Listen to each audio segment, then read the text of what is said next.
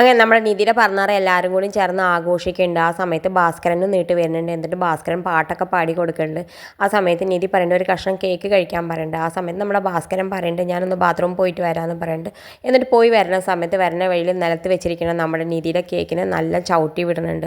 ആ സമയത്ത് നമ്മുടെ സുധീഷിനാണെങ്കിൽ വല്ലാത്ത വിഷമമുണ്ട്.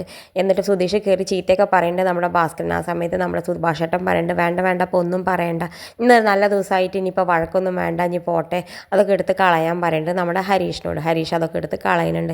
എന്തായാലും നമ്മുടെ സുധീഷിനാണെങ്കിൽ വല്ലാത്ത വിഷമം സഹിക്കണില്ല. കാരണം അതിൽ അവൻ പ്രത്യേകമായിട്ട് അവൻ ഹാർട്ടും ഇതൊക്കെ വരച്ചിട്ട് ഉണ്ടാക്കിക്കൊണ്ട് അവന് വല്ലാത്ത വിഷമം സഹിക്കണില്ല. എന്തായാലും പിറ്റേ ദിവസം രാവിലെ ആവുന്ന സമയത്ത് നമ്മുടെ ഭാസ്കരൻ സുഖമായിട്ട് കടന്നുറങ്ങുന്നുണ്ട്. സുധീഷ് ഇങ്ങനെ ഫോൺ വിളിച്ച് പുറത്ത് നിൽക്കുന്ന സമയത്ത് പെട്ടെന്ന് കാലിൻ്റെ അടിയിൽ നോക്കുമ്പോൾ അവൻ്റെ ഹാർട്ട്, ആ കേക്കത്തെ ഹാർട്ട് നമ്മുടെ ഭാസ്കരൻ്റെ കാലിൻ്റെ അടിയിലുണ്ട്. ഇത് കാണുമ്പോൾ അവന് വല്ലാത്ത ദേഷ്യം വരുന്നുണ്ട്. ഞാൻ എത്ര കഷ്ടപ്പെട്ടിട്ടാണ് ആ കേക്ക് വരയിപ്പിച്ചതെന്ന് പറഞ്ഞിട്ട് ഒരു ബക്കറ്റ് വെള്ളം എടുത്ത് കാലുമ്മ കൂടെ ഒഴിക്കുന്നുണ്ട്. ആ സമയത്ത് നമ്മുടെ ഭാസ്കരൻ എന്ത് പണിയാണ് കാണിച്ചാൽ ഞാൻ ഉറങ്ങുന്ന സമയത്ത് എന്ന് പറഞ്ഞാൽ ദേഷ്യപ്പെട്ട് ഉള്ളിൽ പോകുന്നുണ്ട്. ഹരീഷ് ചോദിക്കുന്നത് നിനക്ക് എന്താ അത്ര ദേഷ്യം, ഞാനത് എത്ര കഷ്ടപ്പെട്ടിട്ട് അറിയോ പറഞ്ഞിട്ട് ആ ഹിന്ദിക്കാരനോട് പറഞ്ഞ് ഉണ്ടാക്കിപ്പിച്ച്, അതൊന്നും നിനക്ക് പറഞ്ഞാൽ മനസ്സിലാവില്ല. അവിടെ 30 മിനിറ്റ് ഞാനത് പറഞ്ഞു, എനിക്ക് അവൻ്റെ ഭാഷ മനസ്സിലാവില്ല, അവന് എൻ്റെ ഭാഷ മനസ്സിലാവില്ല.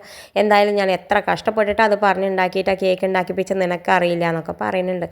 എന്തായാലും പിന്നെ കാണിക്കുന്നത് നമ്മുടെ നിധി കുളിച്ചിട്ടൊക്കെ വരുന്നുണ്ട്, ഓഫീസിലേക്ക് പുറപ്പെട്ട് വരുന്ന സമയത്ത് എല്ലാവരും ഹാപ്പി ബർത്ത്ഡേ എന്നൊക്കെ പറയുന്നത് നമ്മുടെ സുഭാഷേട്ടൻ പായസമൊക്കെ കൊണ്ടുവരുന്നുണ്ട്.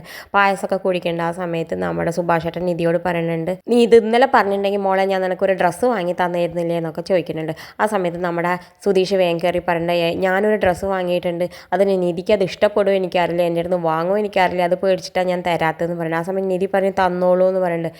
വേഗം പോയിട്ട് നമ്മുടെ സുധീഷ് അത് എടുത്തുകൊണ്ട് കൊണ്ട് ഓടി വന്ന് കൊടുക്കുന്നുണ്ട്.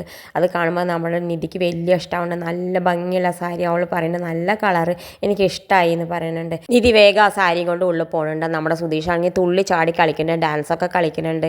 ആ സമയത്ത് നമ്മുടെ നികേഷ് ചോദിക്കുന്നുണ്ട് ഇതിപ്പോൾ എന്താ ചെയ്ത, ഏടത്തി കൊണ്ടുപോയിട്ട് അലമാറയിൽ വെക്കാനാണോ ഉള്ളിൽ പോയതെന്ന് പറയുന്നുണ്ട്. എന്തായാലും നിധി കുറച്ച് കഴിയുമ്പോഴേക്കും ആ സാരി ഉടുത്തിട്ട് ഇങ്ങനെ പുറത്തേക്ക് വരുമ്പോൾ നമ്മുടെ സുധീഷിന് അതിലേക്കേറെ സന്തോഷം. സുധീഷ് ഇങ്ങനെ പുറത്ത് പോയി ഡാൻസൊക്കെ കളിച്ചിട്ട് വരുന്നുണ്ട്. എന്തായാലും നിധിനെ കൂട്ടിയിട്ട് അമ്പലത്തിൽ പോകാൻ പറയുന്നത് നമ്മുടെ സുഭാഷേട്ടൻ.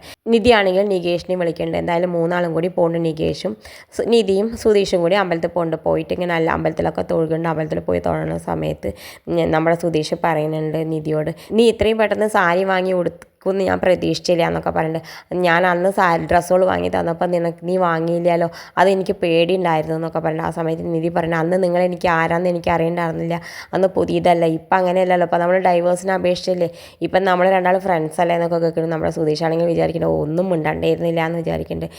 എന്തായാലും സുധീഷ് പിന്നെ ചെയ്യുന്നത് നമ്മൾ അമ്പലത്തിൽ വെച്ച് ശയന പ്രദർശനമൊക്കെ ചെയ്യുന്ന നിധി എന്തിനു വേണ്ടിയിട്ടാണ് ഈ വഴിപാട് എന്നൊക്കെ ചോദിക്കുന്ന സമയത്ത് നിധി അമ്മയുടെയും അച്ഛൻ്റെയും കൂടെ സന്തോഷമായി കഴിയാൻ വേണ്ടിയിട്ടാണെന്നൊക്കെ പറയുന്നുണ്ട്. എന്തായാലും നമ്മുടെ സുധീഷിനെ എത്രയും പെട്ടെന്ന് നമ്മുടെ നിധിയുടെ സ്നേഹം പിടിച്ച് വാങ്ങാനുള്ള അടവാണ്. ഇത് കാണിച്ചുകൊണ്ടാണ് ഇന്നത്തെ പ്രൊമോ അവസാനിക്കുന്നത്. ഇതുപോലെ പ്രൊമോ വിശേഷങ്ങൾ നിങ്ങളുടെ മുന്നിൽ എളുപ്പത്തിലെത്താം ഈ ചാനലൊന്ന് സബ്സ്ക്രൈബ് ചെയ്യാൻ മറക്കരുത്.